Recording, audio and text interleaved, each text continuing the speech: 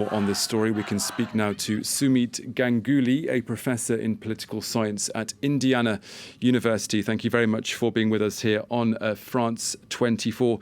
Now, in your view, how likely is it that protesters will be successful in their attempts to get this new piece of legislation overturned?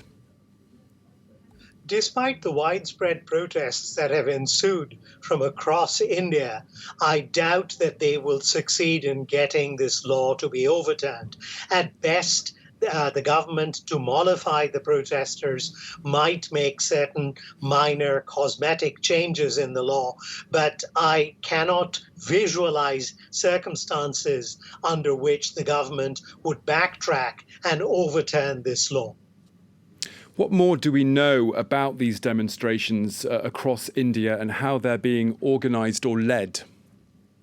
The vast majority of these demonstrations are quite spontaneous, and they stem from the unhappiness of substantial segments of India's population for a variety of reasons for these protests. Some are unhappy because, especially in the Northeast, where they fear that a flood of migrants could come in from Bangladesh, particularly poor migrants, regardless of religious coloration.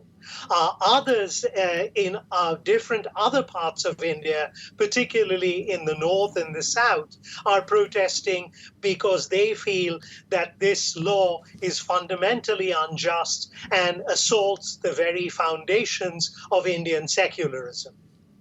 What do you make of the government's attempt to control these demonstrations by banning assemblies? Is muffling the crowds going to help in any way?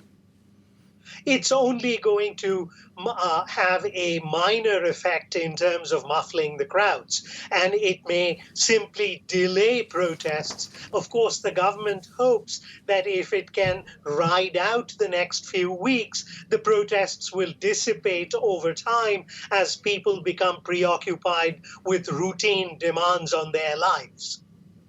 And finally, what do you think have been the real aims of the Modi government in bringing in this new law?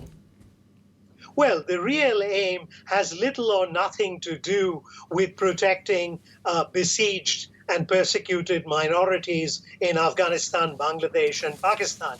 The real issue is to render Muslims in India as second-class citizens. This is a government that is fundamentally hostile towards India's largest minority, and this is one more step in the government's policies towards marginalizing Muslims.